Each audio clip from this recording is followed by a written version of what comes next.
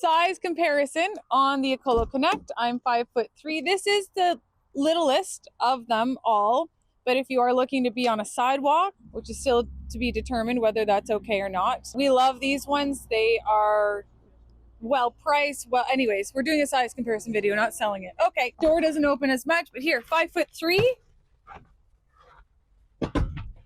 Seat all the way back. Oh, that's tons of room. I'd want it forward. Lots of headroom, lots of elbow room. Next. 5'5" again. 5'5". Let's shut the door.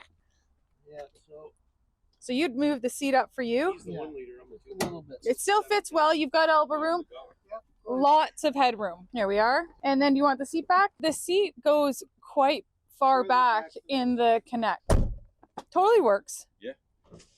It's just elbow room. You just have less elbow room in a Connect. And headroom too. Yeah, you've got great headroom. Not bad. Something. You might be 5 foot. Yeah. But if Becca were to call on the phone and say she lived in Alberta and wanted one of these shipped, I'd say this fits you perfectly. That's actually even too far. You need to move your seat up. Yes. And then when you've got someone like Becca, you've got obviously even more room in the back because I can slide right in here. Very comfortable. We could fit two of us back here too. But this is a Becca size car. Now let's go to the extreme to Becca. So let's Becca versus Alex in a Ecolo Connect. Sir? Thank you. I'm slightly touching, but it's right here. So we would go with the Connect Plus for you because you get that extra almost an inch. So let's shut this.